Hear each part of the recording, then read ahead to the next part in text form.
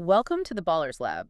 In this episode, we will discuss and break down Erling Haaland's elite blueprint to scoring goals and how you can apply this blueprint to your own game to help you get scouted.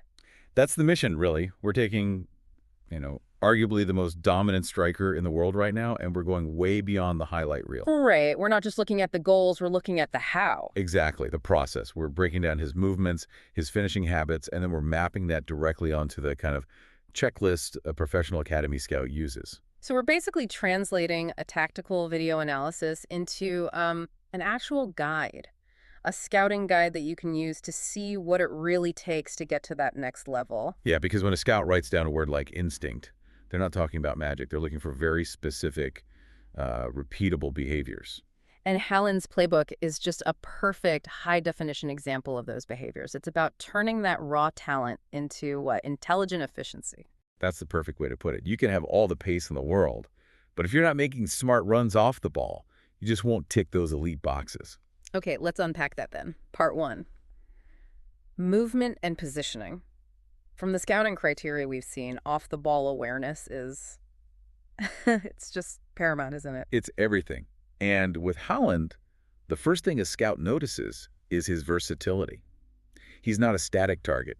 He can drop deep between the lines to link up play. Or he does the complete opposite. Or the complete opposite. He pushes right up against the last defender to stretch the other team's entire defensive shape. And when he's doing that, when he's stretching the defense, he might not touch the ball for 5, maybe 10 minutes. So how does that still tick the scout's box for off-the-ball awareness? Because he's thinking about the team's structure, not his own touches.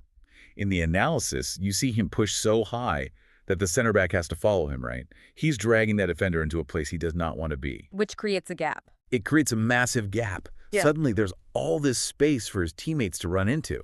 It's a completely unselfish movement, but it has a huge tactical payoff. And it's not just vertical movement, is it? We saw a lot of emphasis on diagonal positioning. Yes, and that's where the real intelligence comes in. Look, if the ball is on the left wing, Haaland doesn't just stand in the middle of the goal. He drifts over to the right. Diagonally.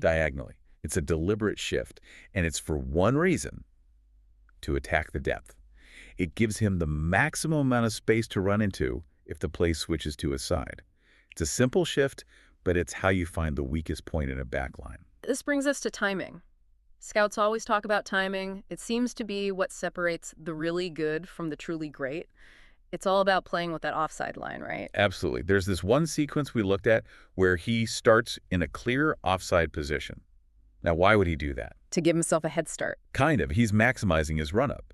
But then, just as the pass is being played, he takes one or two tiny little steps back, just enough to get onside. At the exact moment the ball is released. At the exact moment, he's basically tricking the defender. The defender sees him offside, thinks the threat is gone for a second, and in that split second, Haaland is back onside and sprinting past him. It's elite. So for any young striker listening, that little stutter step back onside, that's a fundamental skill to practice. It's a game changer. It shows a scout you understand timing. Okay, but what about when there's no space in behind? We saw him against teams like Wolves, who play with these really compact, deep blocks, sometimes 5 defenders. Right. And against those teams, you can't really receive the ball to feet between the lines. It's just too crowded. So Haaland reads this and thinks, okay, the only option is to attack the depth. But there is no depth. So he creates what we call the pocket. It's that little sliver of space between their defensive line and their midfield line. And nobody is quite sure who's supposed to be marking him there. Exactly. He's not the center back's man, and he's not the midfielder's man. He just floats in that ambiguous zone, making himself almost impossible to track.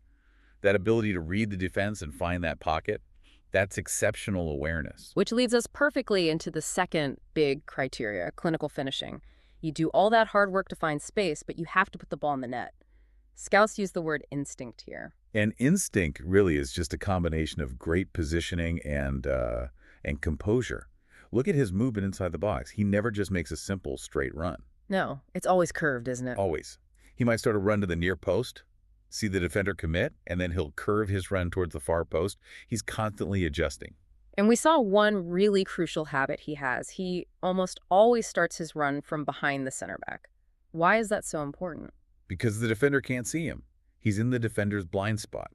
From there, he has all the options. He could dart to the near post, and the defender won't see him until it's too late. Or he can just hang back. Or he can just hang back and wait for the ball to come to the far post. Completely free. He's already won the battle before the ball even arrives. He's not fighting the defender. He's just attacking empty space. That must take a lot of composure, though. I'm thinking of one clip, a fast break, where he deliberately slows down his run. He waits. Why would he do that? That is a perfect example of composure. He reads the whole situation. He knows the attack is moving fast and his teammates are probably lagging behind. So if he just waits a second, lets the defender get drawn to the ball. He'll be wide open at the back post. Completely wide open. That patience, that ability to trust that the play will develop, is exactly what scouts mean when they talk about composure and high-level decision-making. It's fascinating. He creates this idea of positional speed. He's not always faster. He's just smarter. Right. Positional speed is way more valuable than just raw sprinting speed. He uses his brain. He appears from behind a defender who is just watching the ball, and by the time they turn around, he's gone. So he's mastered the close-range finishes. But what about when the defense is a bit stretched, but not totally broken? We heard about him finding a second wave opening. Yes, this goes back to those compact defenses. When the play breaks down, those defensive lines get a little stretched. And a big space opens up, just in front of the defenders, but behind the midfielder. It's the defensive midfield zone. Correct. Instead of just running straight to the goal line, Haaland will often hang back and position himself in that zone where he's completely unmarked, and he can strike from there. It shows he's not just a target man, he can read the flow of the game. Okay, let's shift gears. Because the modern striker has to be so much more than a goal scorer. Right. Let's talk about the holistic game. Work rate, link-up play. This is a huge metric for scouts now, and Haaland's link-up play is top tier, but it starts in a really interesting way with a decoy run. A decoy run. So he runs away from the ball first. Exactly. It sounds counterintuitive, right? But he makes a sharp run in behind. The defender has to respect it and drops back a few yards. And that gives Haaland the space he needs. It gives him an extra yard or two. Then he immediately checks back into that new space, receives the pass under less pressure, and lays it off with one touch. Decoy run, drop, one-touch pass. It's so quick and efficient.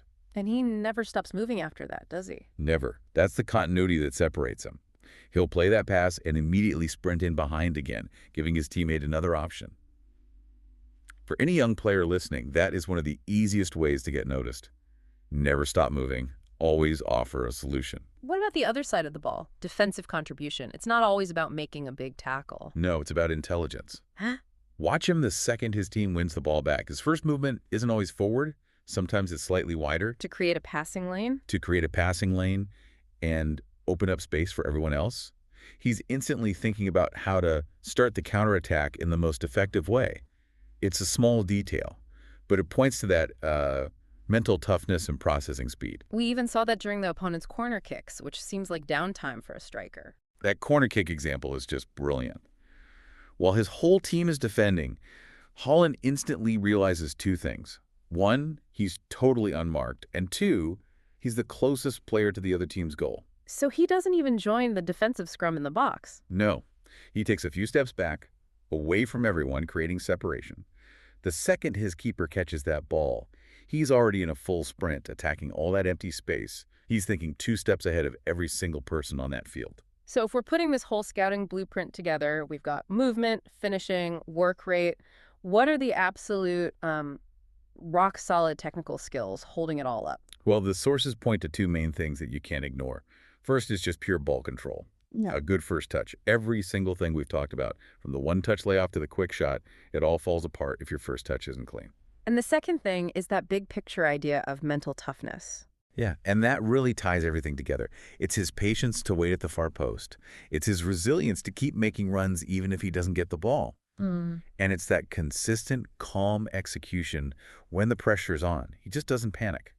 So for the aspiring striker listening, trying to actually use this blueprint, it boils down to 4 key things to practice. First, intelligent movement, mastering those diagonal runs. Yep.